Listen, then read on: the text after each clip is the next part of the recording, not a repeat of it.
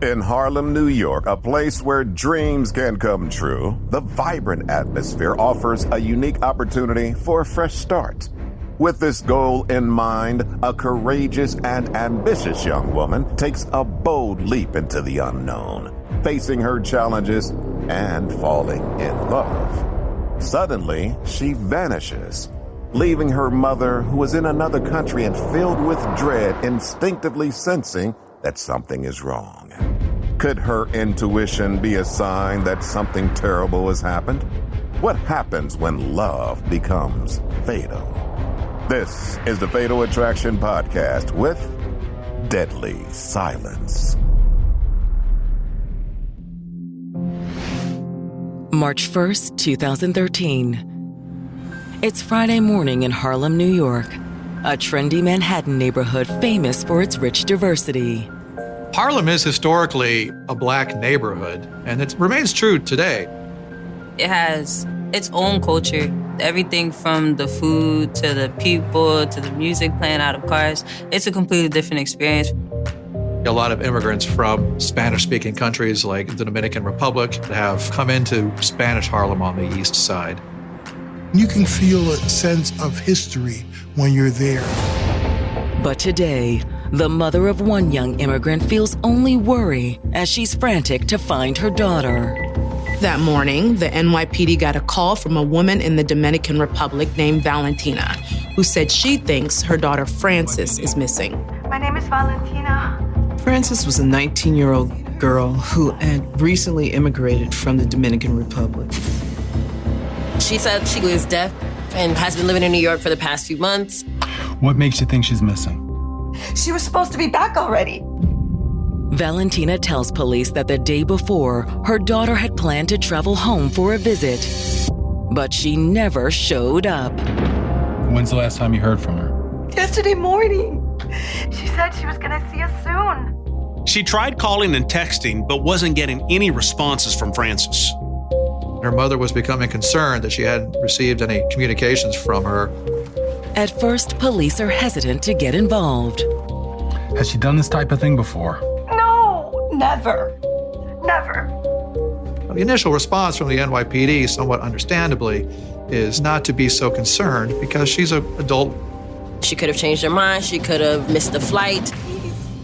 But Frances's mother insists they look into it.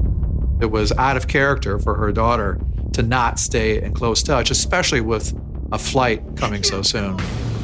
Mothers have instincts. They know their children. Please, you need to help me.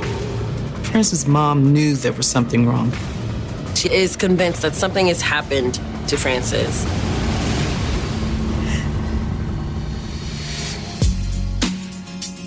Growing up in the Dominican Republic, Frances Pellerano always dreamed of seeing the world. Frances was a girl with a sense of adventure. She loved meeting new people and seeing new places. But meeting new people wasn't always easy. It was really hard for her to learn sign language and just didn't have many people to connect with. But Frances was very determined to not let her disability hold her back.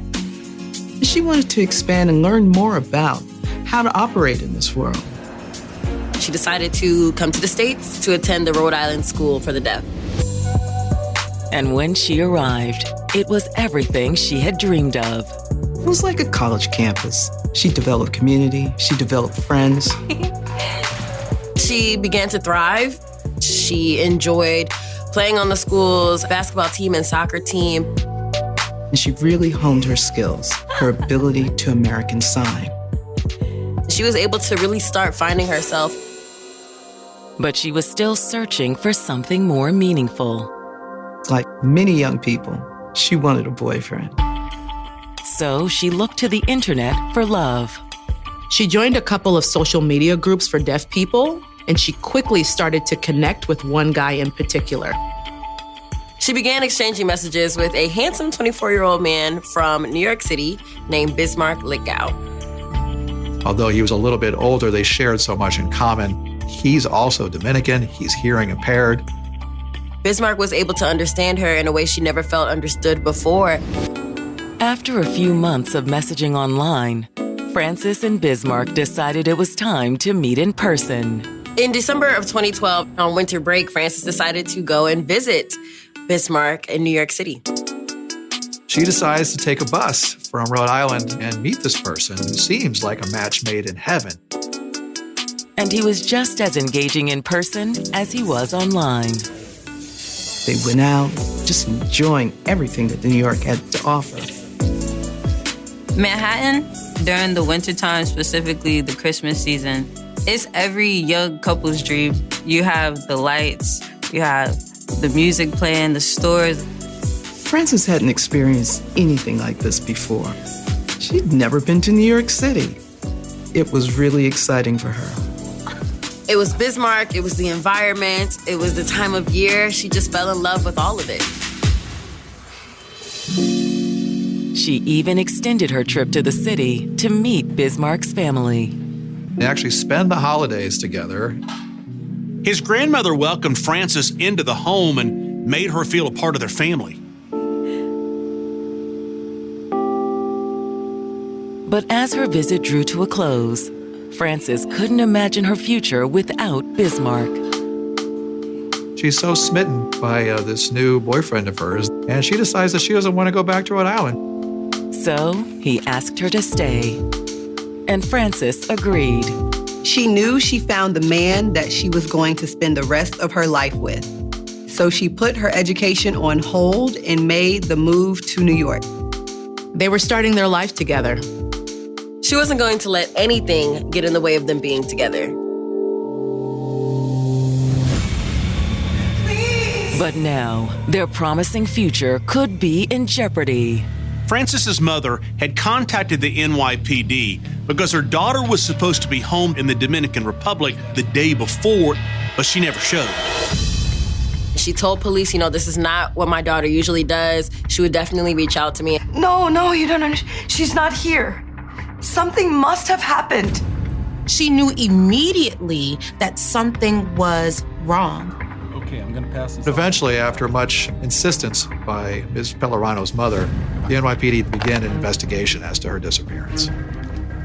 Because she was hearing impaired, law enforcement has said, okay, could this person be in some kind of harm? But are they already too late? When the report lands on the desk of detectives, they make a chilling realization. Hey, pull up a copy of that report from last night. The night before Valentina called in about Frances, police got a report about a body found in the East River. This body appeared to belong to a young Hispanic woman between the ages of maybe the teens to the early 20s. She matches Frances's description.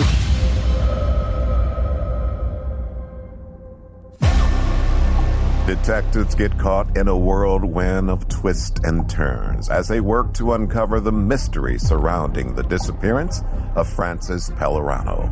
Stay with us for more of the Fatal Attraction Podcast.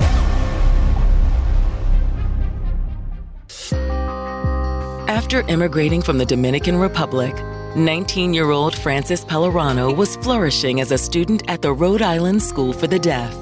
She came to Rhode Island with all the wonders of any young person. She was able to find the community that she wanted. She'd also met the man of her dreams, a 24-year-old New Yorker named Bismarck Lithgow. The two instantly connected. Before long, they were living with each other in New York. Frances was so happy. But now, instead of boarding a flight home to visit her family, Frances has mysteriously vanished. Frances's mother told police she hasn't heard from her, even though she told her mother that she would be flying home. But before NYPD detectives begin their missing persons investigation, they quickly make a disturbing discovery. The night before Frances' mom called the police, a body had been found in the East River. The body that was found was a Hispanic woman, late teens to early 20s, long black hair, thin, and unfortunately, this did match Frances's description. Could this be Frances Pellerano? There's only one way to find out. The The NYPD asks Ms. Pellerano's family for photographs that they can use to compare. However, when they compare the photos, they're back at square one. As it turned out, it wasn't Frances. There was still hope that she is still alive. So detectives doubled down on their search efforts. They started checking in with hospitals and jails in the area to see if Frances could be there, but no one had any record of her. They decided to subpoena for her bank records, her social media accounts, her phone records, just to see if there is any indication of recent activity. While they wait for the records to come in, detectives circle back to Valentina for any information on her daughter's personal life. Ms. Pellerano's mother tells them that the person they should probably speak to is Ms. Pellerano's boyfriend, Bismarck Lithgow. She said they had met only a few months ago online in a support group for the hearing impaired, but had gotten really close. Valentina had called Bismarck when Frances didn't show up, and she said he was worried too. He said as far as he knew, Frances had boarded her flight the day before. Hoping to confirm Frances's last known whereabouts, detectives track down Bismarck's address and pay him a visit. This is only going to take a few minutes, ma'am. They went and they spoke to Bismarck and used an interpreter, and he appeared to be very upset. Bismarck seemed very concerned about Frances's whereabouts. So the last time you saw Frances was before her flight? Yes, she said that she was going home to see her family. He appears to be generally cooperative and answers their questions. She didn't call you when she got home? No, I haven't heard from her since she left. Bismarck says that everything was fine between the two of them. When detectives ask where he's been for the last 2 days, Bismarck says he hasn't gone anywhere out of the ordinary. I work nights and during the days. I'm here. Can anyone vouch for that? Yes, my grandmother. He goes to work, plays video games, goes to bed, and then pretty much repeats the same cycle. As for the couple's relationship, Bismarck tells detectives that it couldn't have been better. He let them know that they've been together for a few months and they are happily in love. He also says he and Frances have big plans for the future. We've been saving to get our own place. They had many plans beyond just living with his grandmother. Frances was going to find a job so the two of them could launch out on their own. He's working full-time. He wanted to be able to take care of her. We're going to take a look around. At the end of their conversation, Bismarck agrees to let the detectives have a look around his apartment. He said he had nothing to hide. They didn't see anything that looked suspicious. Excuse me, everything okay? While detectives were looking around, Bismarck's grandmother approached them. They explained the situation to her, and she was clearly shaken. But she is able to confirm Bismarck's alibi. As far as she knew, the only place that he had been besides work was the bodega down the street. Which means he couldn't be responsible for Frances's disappearance. Detectives realized that this was a dead end. Luckily, they don't have to wait long for their next lead. All right, great. Police get the results back from the subpoena and were able to go through her phone records. They're just looking for any recent activity. They didn't spot anything unusual in her messages, but her phone had stopped pinging the same day she had disappeared. And the last place they could locate it is somewhere in Upper Manhattan. However, detectives make more progress when they shift their focus to Frances's bank accounts. What they don't see, interestingly, is the purchase of any tickets for flights or for any travel. There was no evidence that she actually had plans to go to the Dominican Republic. It's an unexpected discovery that forces them to consider a new possibility. Maybe she does not want to be found. What if the flight was just a cover story and Frances was just trying to disappear on purpose? And she was not doing it alone. They see from her phone records, Ms. Pellerano was communicating with another man. They were flirting back and forth. Things were really heating up between them. They're wondering maybe he's the reason for her disappearance.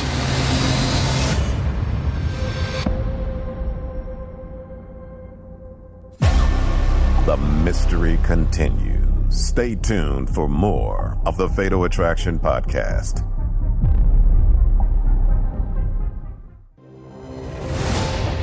Just 24 hours after Frances Pellerano was reported missing, NYPD detectives have learned that the young woman had a new man in her life.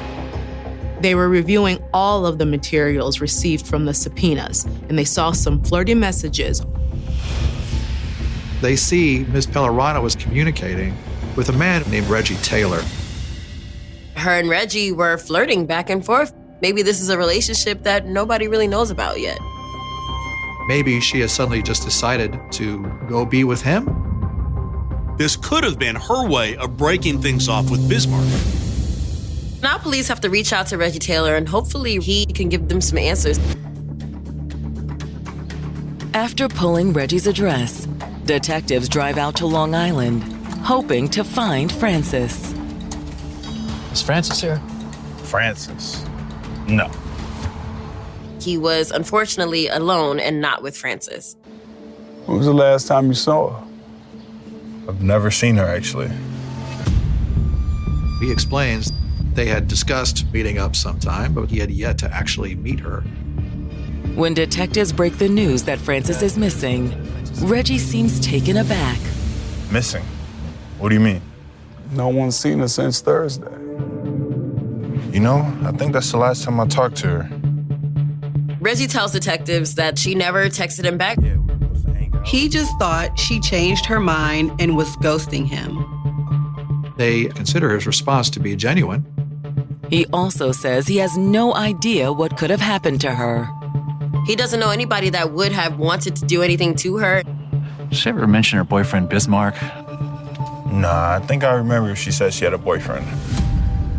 But when detectives ask to look inside the house, his answer is surprising. He declines to let them look around. He tells them that they have to have a warrant. I know my rights, and you're wasting your time here anyways. This raises suspicions for police. Detectives are perturbed by the fact that this person with nothing to hide is not letting them look around for proof. On top of that, Reggie doesn't provide a very concrete alibi. He said he hadn't left Long Island in a few days. Can anyone corroborate that? No. At the time that she was missing, he just got off work and spent the rest of his night at home alone. While it's not the best alibi, they also have nothing to bring him in on. So for now, they just have to take his word for it. When detectives return to the city, they run a background check on Reggie. And based on the results, they have good reason to be skeptical. When they looked up Reggie, he had some restraining orders. They never resulted in any kind of charges, but we're seeing a pattern here. Prior bad acts with other women. And detectives are confident that when they check Reggie's alibi, it won't hold up. They move to get cell site location data from the telephone companies to see if they can go back and track Mr. Taylor's movements, see if maybe he was in the same place as Ms. Pellerano during that time period. However, the fact that Frances was talking to a new man also raises another possibility. Now investigators are wondering, did Bismarck find out about Reggie?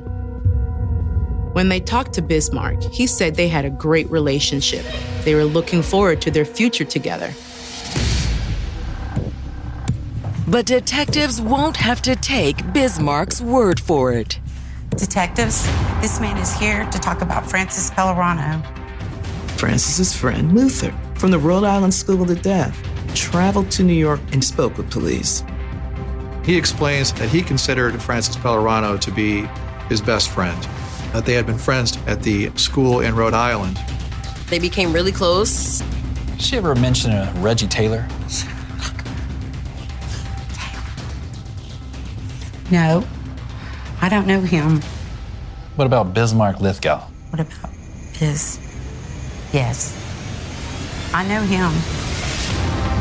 He said he was controlling, he was invasive.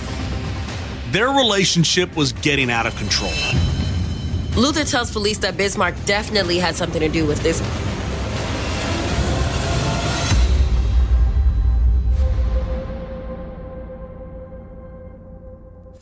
Stay tuned for more of the Fatal Attraction podcast.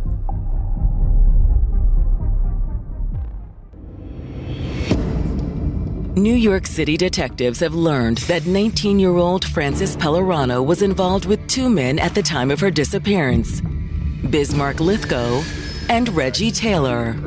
Both men had told detectives they had nothing to do with her disappearance and didn't know where Frances could be. But now, Frances's best friend, Luther Ramos, has told detectives that he thinks Bismarck is lying. Bismarck had made it seem as though everything was perfect, but when Luther spoke to police, he gave a completely different story. According to Luther, he'd been there for Frances since the beginning of her relationship with Bismarck. Luther didn't feel comfortable allowing Frances to travel to New York City alone. When Ms. Pellerano made the decision to go down to New York to meet Bismarck for the first time, Luther went with her. You met him in person? Yes. I thought he was an honest man, a good guy. After meeting him, Luther felt comfortable heading back to Rhode Island while Frances spent the holidays with Bismarck. He said that he seemed to have good intentions and Frances trusted him. But Luther also tells detectives he thought they were moving too fast. He was not in support of her moving to New York City so soon after meeting Bismarck. They hardly knew each other. I didn't think it was a good idea. He wanted to vet him out a little bit, but Frances was determined. She was in love. Luther says he wishes he'd been wrong. But it wasn't long after her move to the city that Frances and Bismarck started having problems. As the relationship progressed, she started to tell him more about what she was experiencing. Bismarck wanted to know everywhere she went, what she did, who was she involved with. She was explaining to him that Bismarck was controlling. Sometimes he was very possessive, even abusive. Frances felt trapped, and she knew she needed to get out of there. Luther says he tried to convince her to come back to Rhode Island. He was advocating for Frances to return to school. I told her she can move in with me. We can make it work. Luther was trying to get her to understand that these controlling behaviors were not normal in a loving, supportive relationship. And he thought his efforts to persuade Frances were paying off. Frances told him she was ready to get out of there. She decided that she would reach out to her family and maybe see if they could send her enough money so she can get back home to Dominican Republic. I think her mom gave her money. Based on everything they've just heard, detectives are now even more suspicious of Bismarck. Now the police have two takes on their relationship that are contradicting one another. At the same time, Reggie Taylor still isn't cooperating with the investigation. So who's the suspect here? When Reggie's phone records come in, detectives get their answer. Reggie's phone showed that he was being truthful. He hadn't been anywhere near the city in the last few days, and there was no evidence that they'd ever met in person. Which moves Bismarck to the top of their suspect list. He had an alibi, but it wasn't airtight. He could have snuck out the house and did something to Frances while his grandmother was asleep. And when they start digging into Bismarck's past, they find even more cause for alarm. They discover that there is a previous domestic incident report involving a relationship of his in the past with a woman named Diana Figueroa. They reach out to Diana explaining that they have a missing woman and that they'd like to know if there's possibly any information that she could give. Diana was more than willing to speak to the police because she knew Bismarck in a way that other people didn't. When she sits down with detectives, Diana tells a story that sounds eerily familiar. She explains to them she went online and started looking for a romantic partner there. She did, in fact, discover Bismarck Lithgow. He seemed like such a sweetheart. He was quite the gentleman. He would take her on dates. He was always smiling. He was always interacting with people positively. But she says Bismarck also had a darker side. After a while, I started to see the real him. What do you mean by that? Diana was very well acquainted with his mood swings. She said that he would go through her emails. He wouldn't allow her to go out by herself. What are you doing? What is this? It's me leaving for good. She had experienced that to the point where she just couldn't take it anymore. He started accusing her of cheating on him, and she decided, I'm breaking up with you. I'm finished. I'm done. But she says Bismarck wasn't. He started making threats. If he wasn't in her life, she wasn't going to be in anybody else's life. I think he even tried to have me killed.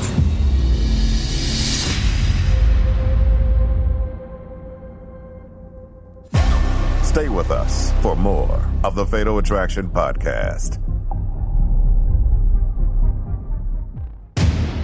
NYPD detectives investigating the disappearance of 19-year-old Frances Pellerano have just received damning information about their prime suspect, Bismarck Lithgow. Detectives found an ex of Frances's boyfriend, Bismarck, through a domestic violence charge that she had against him, and they brought her in for questioning. She said they had a very tumultuous and conflicted relationship. He just was overbearing, overwhelming, and possessive. It's me leaving for good.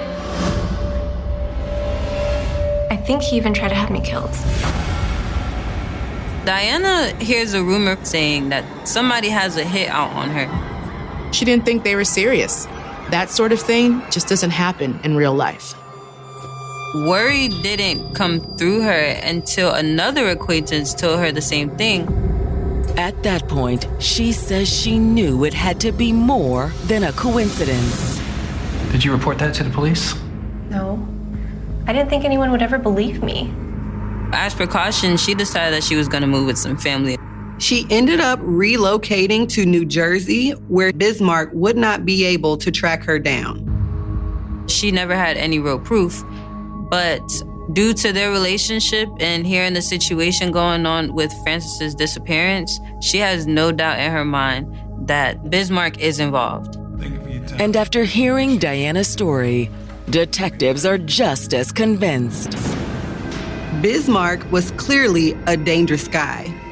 And if Frances was still alive, they were going to have to move fast in order to help her. Police now find it necessary to find Bismarck and have a second interview with him. But when they show up at his apartment, their suspect isn't there. They go to his grandmother's house, and she says that he's not home. Do you know where we can find him? He's in the hospital. Bismarck had been committed to a psychiatric facility. Bismarck's grandmother says he'd been acting strange since Frances disappeared. He just seemed so nervous all of a sudden. In fact, instead of sleeping in his own room, he wanted to sleep with her. She thought Bismarck was anxious because Frances was missing. She just thought maybe he was a bit worried. I didn't know what to do, and I thought he needed some help. She took him to the hospital, but when she got there, he said that he was feeling suicidal. He was admitted there to the psychiatric ward. The detectives make it their business to get to the hospital as fast as possible. But when they arrive, detectives don't get the answers they're looking for. You have the right to remain silent. Anything you say can and will be used against you in the court of law. He's asking for a lawyer. After being read his Miranda rights, he decided that he didn't want to speak unless he had some kind of lawyer present. That's a huge red flag for detectives. Maybe he wasn't having suicidal thoughts. Maybe he was suffering from having a guilty conscience. But without a confession, detectives are no closer to finding Francis. Bismarck was acting suspicious. Still, there was no evidence of foul play. They still don't know what happened to Francis or even if she's still alive. However, when they pull Bismarck's phone records, they uncover a possible clue. His phone log looked pretty simple. It was his grandmother, which was explainable, and there was also his boss. And there was only one suspicious activity. In the days leading up to Francis's disappearance, Bismarck had been texting with a man named Alvin Kane. Alvin Kane was a known criminal that lived in the same building as Bismarck. Did Bismarck go after Francis the same way he did Diana? Was he trying to reach out to Alvin for a hitman? To find out, detectives bring Alvin in for questioning.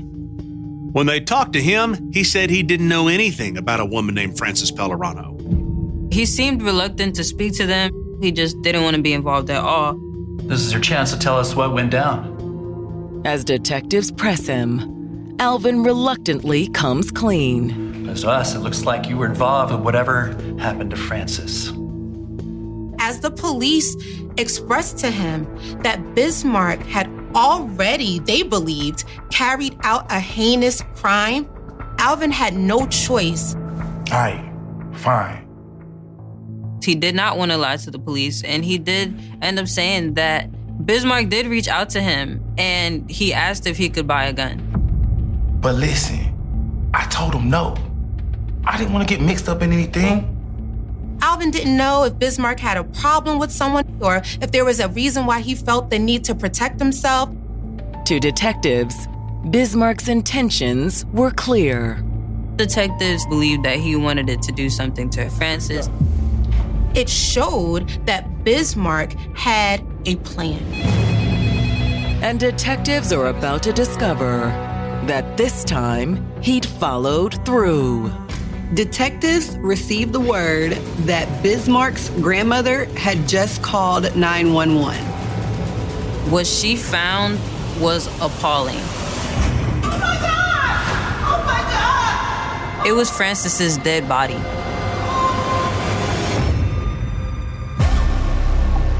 The mystery continues. Stay tuned for more of the Fatal Attraction podcast.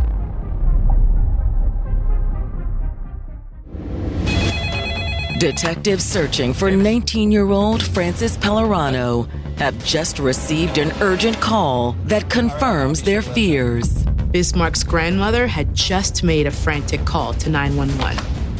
They found Frances. She'd found the body of Francis in the apartment where the two of them had lived. And not in the condition they'd hoped. She was getting laundry from the guest room when she noticed something unusual. There was a mysterious blue storage drum she'd never seen before. It was a huge barrel, maybe about a 50-gallon barrel. So she took a look.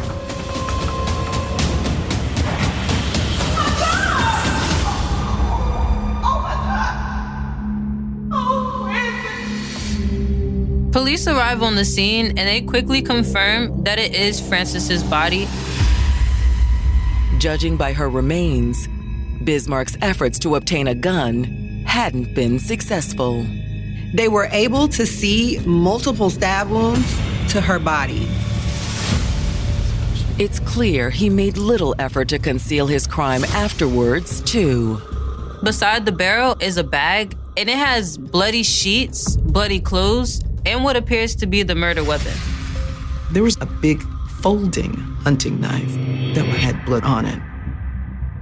And on the top bunk, they find their crime scene. The mattress was soaked with blood. This was the location of the crime. After the coroner removes Francis's remains for autopsy, Further testing of the room reveals the extent of the brutal crime. If you use the luminol, even if he tried to use bleach to cover it, the luminol is going to choke any traces of blood. It was a bloodbath. Though it had not been immediately obvious to the naked eye, there are a significant amount of blood stains. It was really unbelievable. Just the brutality of it. So you want to call the mom? Yes, so. It's devastating news for Francis's family. They called Valentina, and she simply could not understand how this could have happened. They assured her that they will get justice for her little girl. And when the DNA results come through, they drive the final nail into Bismarck's coffin. The DNA on the murder weapon did belong to Bismarck. Detectives returned to the psych hospital and took Bismarck into custody. They had everything they needed to charge Bismarck Lithgow with the murder of Francis Pellerano. When his trial begins on February 4th, 2015, the prosecution paints Bismarck as a jealous man who chose murder over watching his girlfriend walk away.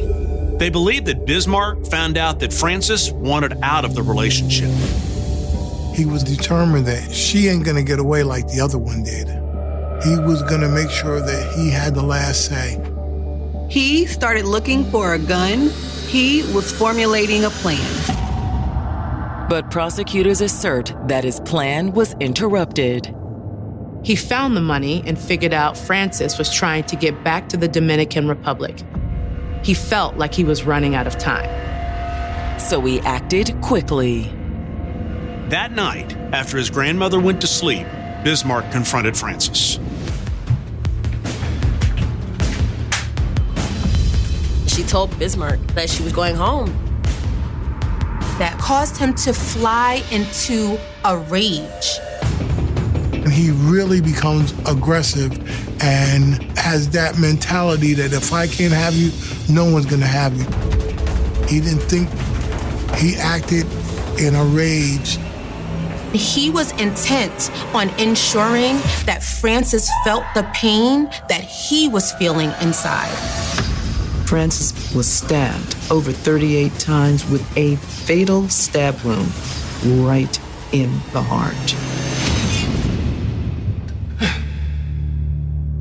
With every stab, he remembered the betrayal. How dare Francis want to leave him? Then, once she was dead, Bismarck tried to hide what he'd done. He had cleaned up the room and hid her body in a plastic drum that he found in the complex's basement. Every day he thought about, what am I gonna do with this?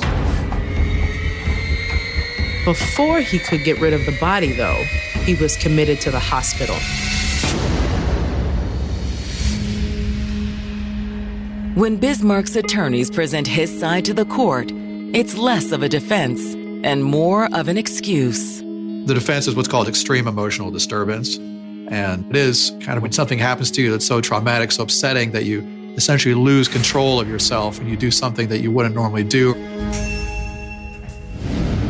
However, when the jury renders its verdict, it's clear there's no doubt about Bismarck's guilt. They only took about an hour and a half, and collectively they agreed that Bismarck was guilty of second-degree murder. The judge sentenced him to 21 years to life in prison for destroying the lives of Francis's family and for taking away the life of dear Francis. But no amount of punishment can make up for the fact that Francis Pellerano's life ended in tragedy before it ever really began. It's a shame that this young girl who had everything in front of her had her life cut short by a very short relationship. Francis didn't deserve what happened to her. No one deserves that. It's not easy to do. There's a lot of strings attached. But at the end of the day, abusive relationships get worse.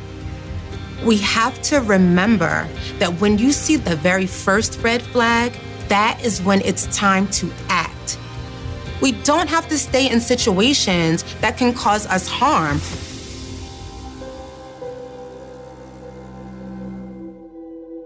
What is love when trust is shattered?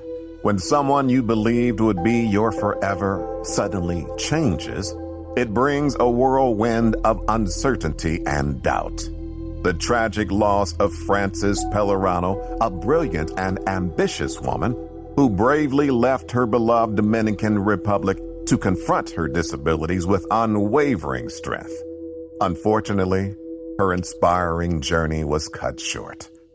As her family and friends continue to grieve her loss, they will honor the light and hope she brought into their lives, celebrating her enduring impact. Abuse is never okay. If you or someone you love is in an abusive relationship, there is help available. Call the Domestic Violence Hotline at 1-800-799-SAFE. Coming up on the next episode of the Fatal Attraction Podcast.